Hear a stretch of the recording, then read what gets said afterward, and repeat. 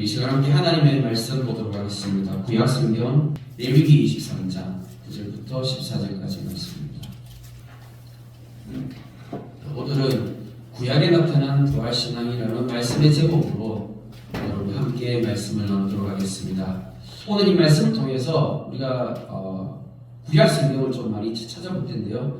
이 구약성경에 있는 이 말씀들을 통해서 하나님께서 구약시대 때 부활을 말씀하시지 않은 것도 아니고 하나님께서는 동일하게 구약시대 때도 그 구약의 성도들이 하나님을 믿는 그 믿음으로 인해서 그 결과가, 그 믿음의 결과가 바로 부활이라는 것을 저들도 동일하게 믿었다라는 것을 오늘 말씀을 통해서 우리가 좀 확인하고자 하는 그런 시간을 가지도록 하겠습니다.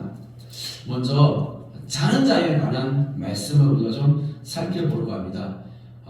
신구약 성경 전체를 다 통틀어서요, 하나님을 믿고 하나님을 섬기는 사람들, 하나님의 백성들이 이 땅을 살아가다가 죽게 됩니다. 그런데 성경은 하나님을 믿는 하나님의 백성들을 의인이라고 부르고요, 이 의로운 사람들은 그 죽음을 그냥 잠이라고 표현하는 거예요. 그래서 나중에 자다가 다시 깨어서 일어나는 거예요.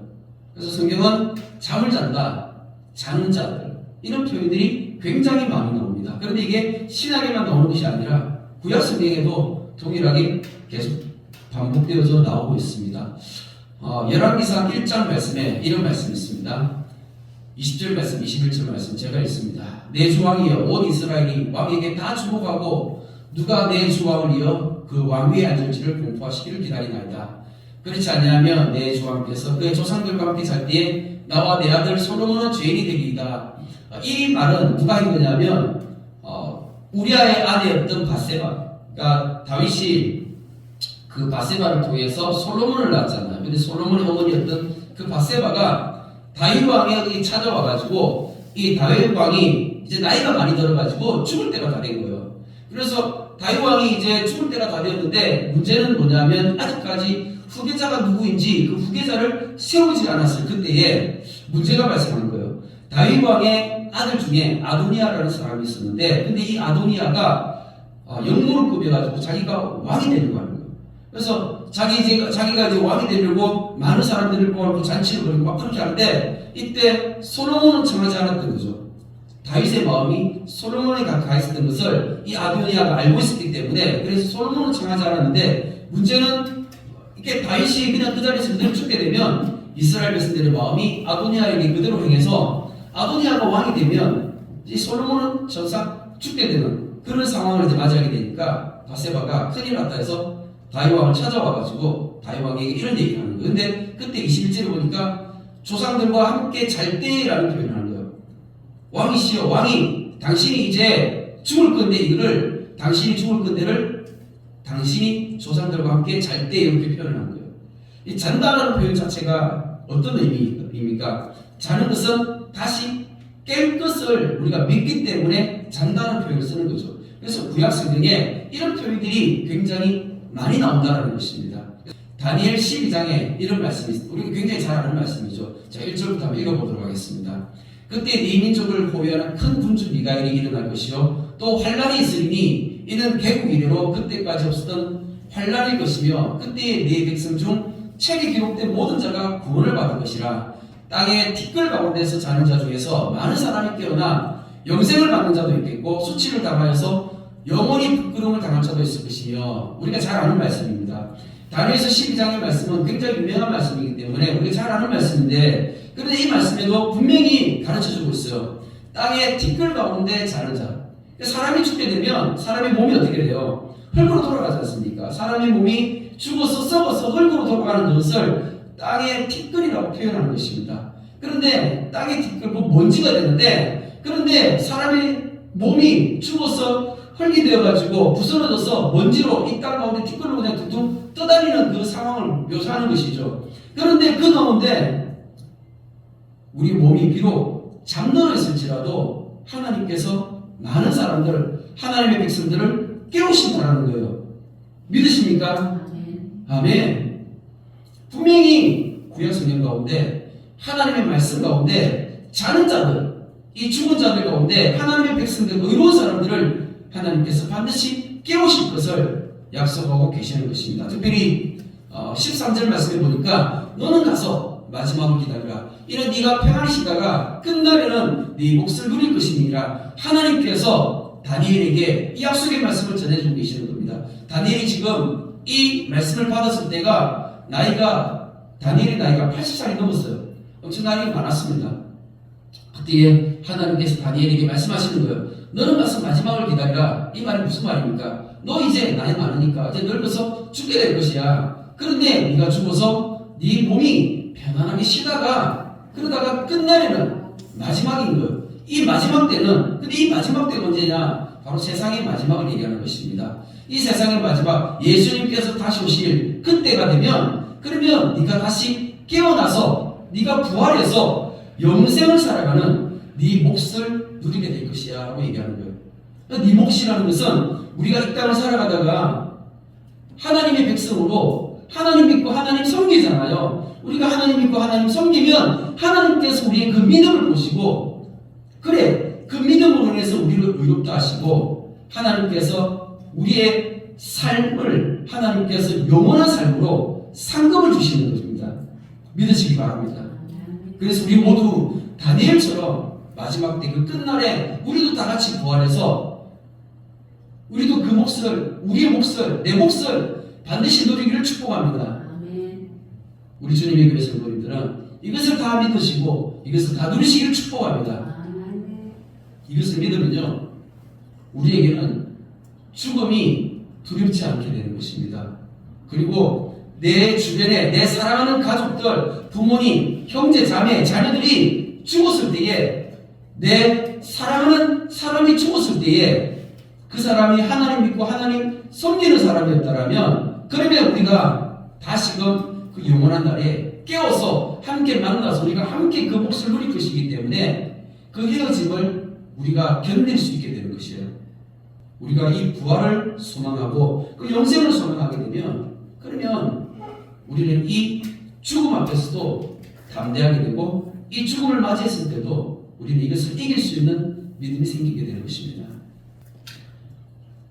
다니엘서 3장에 보면 다니엘의 세 친구가 나옵니다. 우리가 잘 알죠? 사드락, 메삭, 아벤노고라는 이 세 친구가 나오는데, 그런데 이 세 친구의 얘기 가운데 느부갓네살 왕이 자기 형상을 닮은 큰 금신상을 만들었어요. 그래놓고 이 금신상에게 다 절하라고 이야기하였습니다. 근데 사드락, 메삭, 아벤노고는 이 금신상을 바라보면서 절하지 않았어요. 끝까지 믿음을 지키면서 절하지 않았습니다. 그런데 이 세 친구들의 나이가 이때 얼마 되지 않았어요. 아마 한 15살에서 20살 그 정도 남짓 어린 나이였을 것입니다. 그런데 절하지 않으면 풀무불에다가 집어넣는다는 거예요. 이 풀무불은 용광로예요. 쇠붙이를 녹이는 그 불 있잖아요. 저 포항에 가면 포스코 있지 않습니까? 쇠붙이를 녹이는 그 용광로. 그러니까 이 금시상을 만들 때, 그 금시상을 만들면서 만들었던 그 풀무불을 7배나 뜨겁게 만들었고 여기다가 집어넣는 겁니다. 근데 얼마나 뜨겁습니까? 근데 거기 들어가면 그냥 그대로 녹아서 죽어버리는 건데, 근데 사드락, 메삭, 아벤노고는 거기 던진다고 해도 자기들의 믿음을 지켰어요. 하나님께서 우리를 맹렬히 타는 풀무불 가운데에서 능히 건져내시겠고 왕의 손에서도 건져내시리이다.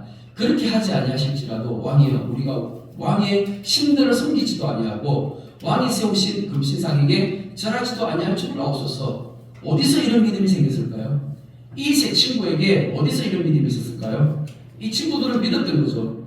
내가 지금 현재 믿음을 지키고 이때 지금 죽는다 할지라도 이것으로 내 삶이 끝나는 것이 아니라, 내가 죽음으로 끝나는 것이 아니라 다시금 하나님께서 나를 살리신 그 부활의 신앙이 있었기 때문에, 그러니까 이 풀무불에다 집어 던진다고 해도 담대한 믿음으로 거기에 던져질 수 있었다는 것입니다. 끝까지 믿음을 지킬 수 있었다는 것입니다. 우리가 이 땅을 살아가면서 우리 안에 내가 예수님 믿으면 반드시 따라오는 것이 고난이에요. 내가 예수님을 믿게 되면 여러 가지 많은 고난들이 따라오는데, 그 가운데 진짜 마지막 때에 성도들에게 큰 환난이 있어서 순교까지 각오해야 되는 그러한 힘들고 어려운 시간이 올 수도 있습니다. 그것이 내가 지금 살아있는, 우리가 살고 있는 이 시대에도 얼마든지 이런 일이 있을 수 있다는 것이죠. 단지 우리 한국 땅이 너무 살기 좋다 보니까 우리가 이것을 잘 모르고 그냥 살아가지만, 사실 지금 현재 전 세계에 많은 나라와 많은 민족 가운데 하나님을 알지 못하고 하나님을 대적하는 그런 나라와 민족들 가운데서는 예수님 믿는 믿음 때문에 목숨을 잃어버리는 많은 순교자들이 있습니다. 그런 사람들 어떤 믿음으로 살아가게 된 거예요? 어떤 믿음으로? 부활신앙입니다. 내가 지금 죽어도 다시 살아나게 되고 하나님께서 영원토록 살게 하시는 이 부활신앙을 믿는 거예요. 이 믿음이 있으니까 그 죽음 앞에서도 담대할 수 있는 것입니다. 여기서 지금 다니엘서 3장 말씀에 이 세 친구가 풀무불에 들어가는 이것은 우리에게 부활신앙을 가르쳐주기 위해서 하나님께서 보여주시는 사인인 것이에요.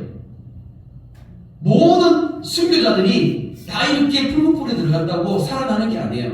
하나님께서 이것은 부활신앙을 보여주기 위해서 결코 죽음이, 이 세상에서의 죽음이 그냥 아무것도 아니라는 것을 하나님께서 가르쳐주시고 보여주시기 위해서 이 세 친구들을 통해서 하나님께서 하나의 기적을 통해서 우리에게 표적으로 보여주신 것입니다. 이 사실이 믿어지시기를 축복합니다. 구약 성경 말씀에 또 분명히 이렇게 보여주고 확실하게 말씀해주는, 가르쳐주는 말씀이 생명책이에요. 하나님께서 생명책을 가지고 계신다는 겁니다. 그러니까 아무나 다 깨워서 일어나는 것이 아니라 하나님께서 이 땅 가운데 우리가 이 땅에 한 번 살아있는 동안에 내가 하나님을 예배하고 내가 하나님 믿고 하나님 섬기는 그 모습을 하나님께서 보시면서 하나님의 마음이 합한 사람들, 그 사람들은 하나님께서 우리의 이름을 하나님의 책에다가 기록하신다는 것입니다. 이 생명책이에요. 10편, 69편 말씀입니다. 이 말씀은 다윗이 쓴 시입니다. 다윗의 시 가운데 이런 말씀이 있습니다. 그들을 생명책에서 지우사 의인들과 함께 기록되지 말게 하소서. 그들을 생명책에서 지우사. 이게 뭐냐면 다윗을 쫓는 악한 자들이 있었어요. 다윗이 쫓는 악한 자들. 그러니까 악한 자들은 하나님의 생명책에 이름이 기록되지 않게 해달라고, 지워달라고. 그러니까 누가 기록되는 거예요? 의인들만 기록되는 거예요. 그러니까 의인들과 함께 기록되지 말게 하면서 여기에 말씀에 생명책이라는 단어가 여기 나오는 거예요. 생명의 이름이, 내 생명의 이름이 하나님의 책에 기록되어 있다는 것입니다. 출애굽기 32장, 우리가 잘 아는 말씀입니다. 같이 한번 보겠습니다. 출애굽기 32장 32절 말씀 제가 읽겠습니다. 그러나 이제 그들의 죄를 사하시옵소서. 그렇지 아니하시면 원하건대 주께서 기록하신 책에서 내 이름을 지워버려 주시옵소서. 여호와께서 모세에게 이르시되 누구든지 내게 범죄하면 내가 내 책에서 그를 지워버리리라. 그러니까 이 상황이 어떤 상황이냐면 모세가 하나님 앞에 십계명 돌판을 받으러 시내산에 올라갔습니다. 근데 시내산에 올라가가지고 40일 동안 있으면서 거기서 율법을 받아가지고 내려오는데, 내려와 보니까 어떤 사건이 있었어요? 이스라엘 백성들이 오히려 금송아지 우상을 만들어 놓고 그렇게 우상을 섬기고 있는 거예요. 화가 났던 그 모세가 그 돌판을 집어 던져버려서 깨버리면서 하나님 앞에서 먼저 모세가 이렇게 화를 표출하면서 하나님의 진노를 막았습니다. 그리고 난 다음에 이 모세가 하나님 앞에 서서 기도합니다. 그리고 하나님 앞에 용서를 구하죠. 이 32절 말씀이 그런 말씀이에요. 그러니까 이스라엘 백성들이 그 죄를 대신해서 자기 자신의 이름을 지워달라고. 왜 이런 얘기할 수 있을까요? 하나님께서 자기 자신의 이름을 생명책에서 지우지 않을 것을 알고 있고 믿고 있기 때문에 모세는 이런 이야기를 할 수 있었던 거예요. 진짜로 하나님께서 내 이름 지우시고 하나님께서 이 기도 들으시면 어떻게 돼요? 그럼 이런 기도 할 수가 없죠. 근데 모세는 하나님이 어떤 분인지 아는 거예요. 모세는 하나님을 아는 거죠. 자기의 생명을 거는 거예요. 이 땅 가운데서 생명을 거는 것입니다. 이 땅 가운데서 내 생명을 걸면서 그렇게 하나님 앞에 기도하는 것이죠. 사랑하는 가족들을 위해서, 사랑하는 친구들, 사랑하는 이웃들을 내가 진짜 섬기기 위해서는 사실 우리가 한 사람 전도해가지고 한 사람이 구원받는 것이 너무너무 어렵잖아요. 그렇죠? 성경에서 가르쳐주는 거예요. 그 한 사람을 전도하기 위해서는 내 목숨을 거는 거예요. 내 목숨을 거는 거예요. 사도 바울이 똑같이 이렇게 고백하고 있어요. 나중에 신약성경에 보면 사도 바울도 자기 민족, 그 유대인들을 향한 자기의 사랑을 표현하면서 이렇게 동일하게 모세처럼 그렇게 기도하고 있습니다. 하나님께서 그렇게 이런 기도를 들으시고 하나님께서 받아주신다는 것입니다. 그리고 또 우리가 한번 생각해 볼 것이 뭐냐면 능력입니다. 하나님은 능력이 있으신 분이세요. 중요한 건 뭐냐면 내가 죽었다가 내가 다시 살아날 것을 우리가 믿는다 할지라도 하나님께서 그런 능력이 없으시면 어떻게 되는 겁니까? 하실 수가 없는 거잖아요. 하나님은 그런 능력이 있으신 분이시라는 거예요. 그게 구약 성경에도 말씀 가운데 그대로 나타나고 있습니다. 하나님의 능력을 우리가 한번 말씀으로 한번 찾아보도록 하겠습니다. 열왕기하 13장 20절 21절 말씀 제가 읽겠습니다. 엘리사가 죽으니 그를 장사하였고 해가 바뀜에 모압 도적대들이 그 땅에 오지라. 마침 사람을 장사하는 자들이 그 도적대를 보고 그의 시체를 엘리사의 묘실에 들이던짐에 시체가 엘리사의 뼈에 닿자 곧 폐생하여 일어섰더라. 그러니까 엘리사가 어떤 사람이에요? 하나님의 선지자이지 않습니까? 엘리사가 살아있을 때 하나님으로부터 능력을 받아서 엄청나게 많은 이적과 기적을 베풀었어요. 우리 죽었던 사람을 살리기도 했습니다. 수넴 마을에 한 여인이 있었는데 그 아들이 죽었어요. 근데 그 수넴 마을에 그 여인이 아들이 죽었을 때에 그 여인이 엘리사를 찾아와가지고 자기 아들 살려달라고 그렇게 부탁했습니다. 엘리사가 가서 하나님 앞에 기도해가지고 그 아이가 살아났어요. 그러니까는 엘리사가 살아있을 때 그 하나님의 능력을 힘입어가지고 죽은 사람도 살리는 그런 능력이 있었는데, 근데 이 엘리사가 죽었어요. 왜냐하면 엘리사도 사람이기 때문에 이 땅에서는 이 죽음을 피할 수 없습니다. 누구나 다 죽게 되는데 엘리사도 죽은 거예요. 자, 그런데 엘리사가 죽고 난 다음에 해가 바뀌어가지고 1년이라는 시간이 지난 것이죠. 근데 그때에 모압에서 도둑대들이 쳐들어옵니다. 모압에서 이 도둑대들이 약탈하러 온 거예요. 약탈하러 이 이스라엘 땅에 들어왔는데, 그때 마침 그때 어떤 일이 있었냐면 사람들이 그 마을에 한 사람이 죽어가지고 그 한 사람 죽은 사람을 장례를 치르는 거예요. 장례를 치르면서 아마 뭐 이렇게 상려에 메고 이렇게 이제 가는 길이었겠죠. 무덤에 이제 장사진대를 가는 길이었겠죠. 근데 가다가 갑자기 도둑들이 약탈하러 확 들어오는 걸 보고 난리가 난 거죠. 그래가지고 급하게 장례를 막 제대로 마무리할 시간이 없으니까 급하게 그냥 그 시체를 엘리사의 그 무덤에 그 굴에다가 그냥 그 집을 던져놓고 도망가 버린 거예요. 근데 신기하게도 그 죽었던 사람이 엘리사가 이미 죽은 지 1년이 지났는데, 근데 그 엘리사의 뼈에 그 시체가 닿았을 때에 죽었던 그 사람이 다시 살아나게 되는 거예요. 놀라운 기적이 일어나게 된 것입니다. 그러면 생각해 보십시오. 그러면은 이 엘리사가 죽어가지고 지금 1년이 지났잖아요. 그러면은 죽은 그 엘리사가 능력이 있어가지고 이 죽은 사람을 살렸을까요? 아니면 이거는 하나님의 능력일까요? 하나님의 능력이죠. 하나님은 하나님의 사람을 사용하시는 거예요. 그런데 신기한 건 뭐냐면 이 엘리사는 이미 죽었어요. 근데 하나님 입장에서는 엘리사는 죽은 거예요, 안 죽은 거예요? 안 죽은 거거든요. 엘리사는 잠자는 거거든요. 근데 지금 잠들어 있는 거거든요. 하나님 입장에서는 엘리사가 지금 잠들어 있는 거기 때문에, 근데 그 잠들어 있는 그 엘리사를 통해서도 하나님은 얼마든지 일하실 수 있다는 것을 보여주시는 거예요. 하나님의 능력인 거죠. 죽은 엘리사는 아무것도 할 수 없지만 하나님은 그 잠들어 있는 엘리사를 통해서 하나님의 일을 행하신다는 것입니다. 하나님은 이런 능력이 있으신 분이세요. 우리가 믿는 하나님은 능력의 하나님이시고, 이 능력의 하나님은 창조주 하나님이시라는 겁니다. 온 우주 천지 만물을 만드시고 나를 만드신 분이시라는 거예요. 왜 나를 만드신 분이심을 믿지 않는 것입니까? 하나님 나를 만드셨어요. 근데 이 하나님께서 우리에게 약속을 주셨습니다. 하나님께서 우리에게 말씀하셨습니다. 하나님께서 말씀하시고 약속을 주신 이것이 구약 성경에 그대로 나타나 있습니다. 오늘 우리 성도님들에게 구약 성경 가운데 가장 중요한 하나님의 약속에 대해서 좀 말씀을 나누고 싶은데요. 이게 뭐냐면 바로 이스라엘의 절기입니다. 절기라는 것은 명절이에요. 명절. 우리나라도 명절 있잖아요. 그죠? 설날, 추석.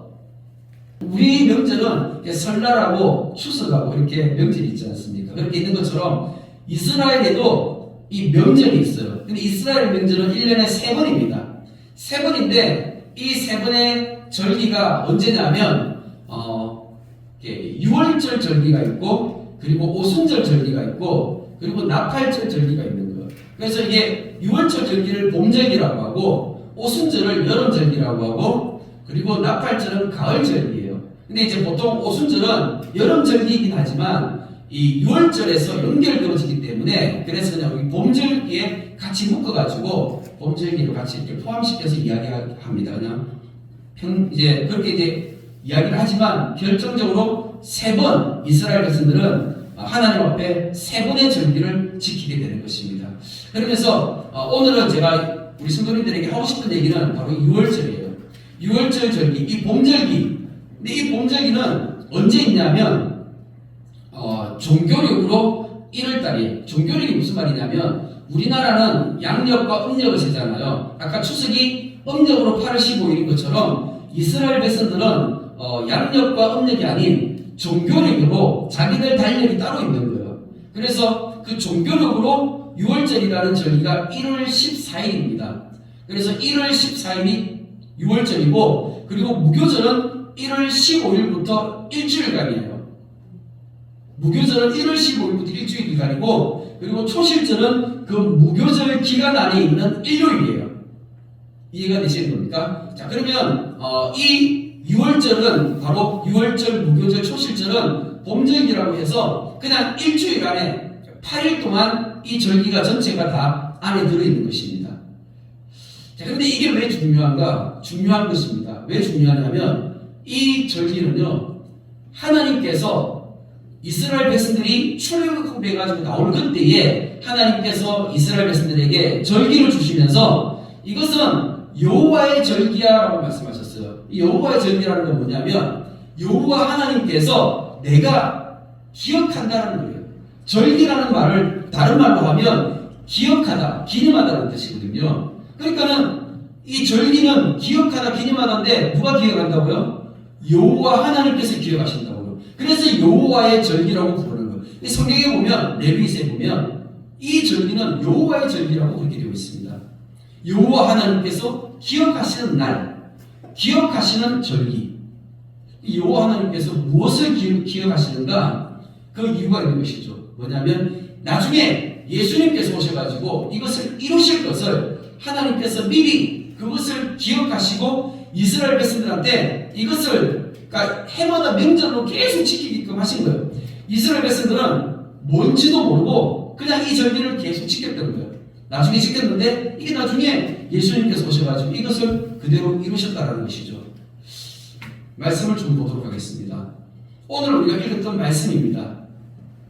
9절 말씀부터 보면 여호와께서 모세에게 말씀하시되 이스라엘 자손에게 말하기를 너희는 내가 너희에게 주는 땅에 들어가서 너희의 곡물을 거둘 때에 너희의 곡물의 첫 이삭 한 단을 제사장에게로 가져갈 것이요 제사장은 너희를 위하여 그 단을 여호와 앞에 기쁘게 받으심이 되도록 흔들되 안식일 이튿날에 흔들 것이며 이건 무슨 말이냐면 지금 읽었던 이 말씀은 그 봄절기 가운데 초실절 절기를 말씀하신 거예요.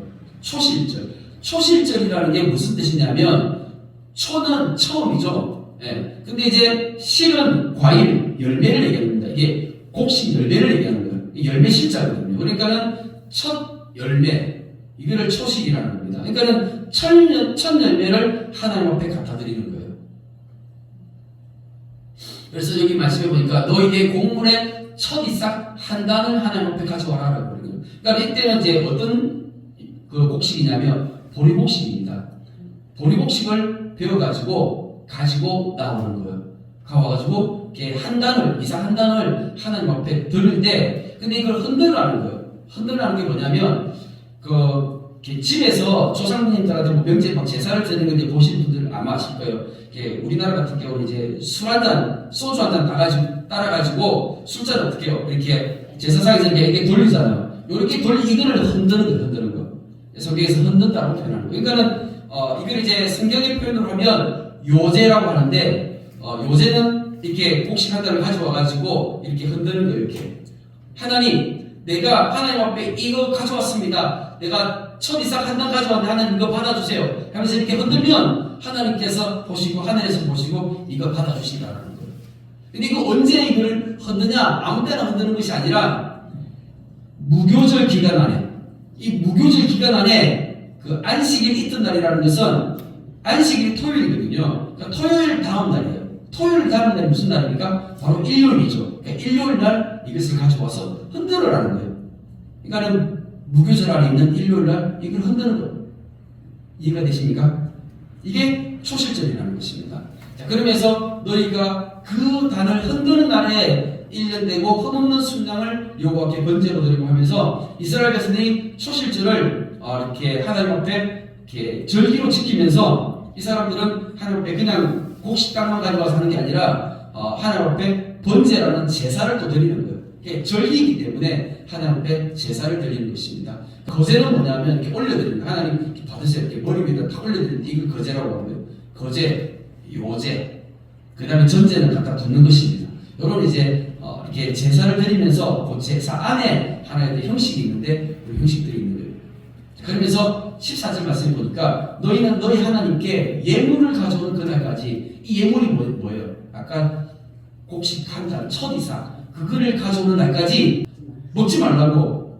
이거를 가져오는 그날까지 너희들이 된 그것을 나한테 먼저 바치기 전까지 너희들 먹으면 안 돼. 이러면서 예물을 가져오는 그날까지 떡이든지 볶은 곡식이든지 생이삭이든지 먹지 말지니 이는 너희가 거주하는 각처에서 대대로 지킬 명하는 규례니라. 이스라엘 백성들은 이게 도대체 뭔 이야기인지도 모르고 왜 우리가 추수를 다 했는데 하나님 앞에 드리기 전까지 먹지도 못하게 하시냐 하면서 이 사람들은 이 절기를 유대인들은 지금까지 지키고 있다는 것입니다. 물론 지금 이 시대는 성전이 없기 때문에 이스라엘 백성들이 이렇게 6월절 제사를 이렇게 절기를 지키면서 그 형태가 많이 변했어요. 성경에 있는 형태와는 많이 다릅니다. 다르게 하지만 그럴지라도 저들이 6월절이라는 이 절기를 기억하면서 지금까지 그것을 지켜오고 있다는 것이죠. 성경 말씀에 이 6월절 절기가 기록되어져 있는데 그럼 이것이 왜 기록되어져 있었으며 하나님께서 도대체 이 말씀을 하신 의도가 무엇인가? 그것은 나중에 예수 그리스도를 통해서 하나님의 하신 일을 말씀하시고자 하는 것이었습니다. 우리가 지금 오늘을 부활주일로 지키잖아요. 한국교회 모든 교회들이 다 오늘을 부활주일로 지킵니다. 우리가 매주 일요일마다 예배를 왜 드립니까? 예수님께서 부활하신 그날이 일요일이기 때문에 우리가 매주 일요일마다 나와서 예배 드리는 거야 라고 얘기할 수 있는 것입니다. 자, 그리고 아까 이제 말씀드렸던 이 6월절을 조금 더 얘기하면 1월 14일이 6월절이었어요. 그리고 1월 15일부터 일주일 동안 무교절을 지키게 되는데 이 6월절 날 어떤 일이 있었습니까? 먼저 6월절 만찬이 있었죠. 먼저 밤에 예수님께서 제자들과 함께 모여가지고 마가의 다락방에서 6월절 만찬을 나누셨어요. 이때 만드신 거예요. 뭐예요? 성찬 예식입니다.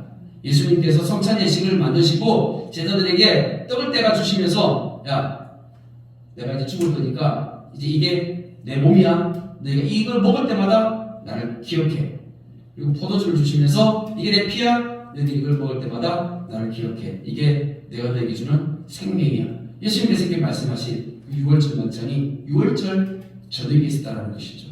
우리가 한국식으로 생각을 하면요, 이걸 배우지 않으면 성경 맞는 게 100번 읽어도 모르는 거예요. 왜냐하면 6월절 만찬이 먼저 있거든요. 예수님 십자가 죽으심보다. 그러니까 이게 다른 날처럼 이해가 되어지는 거예요. 근데 이걸 알고 이해를 하면 6월절 하루에 다 있었다라는 사실 알 수 있으니까 이게 성경 말씀이 그대로 이루어진 것을 우리가 깨닫게 되는 것입니다. 예수님은 6월절 어린 양으로 오시는 것이죠. 그래서 십자가를 지시고 죽으신 게 언제요? 바로 6월절 낮에 정오에 십자가 달리신 예수님께서 달리셨고, 그리고 그 오후에 해질물에 예수님 죽으셨잖아요. 그게 6월절 마지막 이제 해 넘어간 그 시간이었습니다. 근데 이게 구약 성경에 보니까 6월절 날 그 시간에 뭐가 있었어요? 양을 잡아 죽이는 거예요. 양을 잡아 죽이는 것이 1월 14일 날인 거죠. 1월 14일 날 양을 잡아가지고 죽이는데, 그것도 아무 때나 죽이는 것이 아니고 해질물에 죽이는 거예요. 근데 그 예언이 그대로 이루어지는 것이죠. 그리고 난 다음에 이제 15일부터 무교절인 거예요. 왜 무교절이냐면, 이 무교절 때는 이스라엘 백성들이 무교병을 먹는 거예요. 무교병이라는 것은 우리가 지난주에 성창식 할 때 우리가 무교병 떡을 먹었잖아요. 무교병 자체는 맛이 없는 거예요. 그런데 왜 하나님께서 이 무교병을 먹고 또 무교절에는 썬 나물을 먹어요? 그럼 일주일 동안 무교병을 먹고 썬 나물을 먹으면 삶이 즐거워요? 아니면 피곤해요? 삶이 피곤하고 힘들게 되는 것이죠. 그렇지 않아요? 왜 하나님께서 이렇게 하셨을까? 이스라엘 백성들은 그게 뭔지도 모르고 그냥 자기들이 옛날에 애국에서 고생했던 그거 생각하면서 그렇게 먹었던 거지만, 사실 하나님께서 진짜 이 무교절을 주셨던 그 의미는 예수님께서 이 무교절 기간에 무덤에 계시는 거거든요. 예수님께서 십자가에서 죽으시고 무덤에 계신 그 기간을 이스라엘 백성들에게 뭔지도 모르게끔 기념하게 하셨던 거예요. 우리는 그걸 아는 거예요. 이제 예수님의 그 죽으심과 그 장사 지내시고 3일 동안 무덤에 계셨던 그 기간을 통해서 우리가 아는 거예요.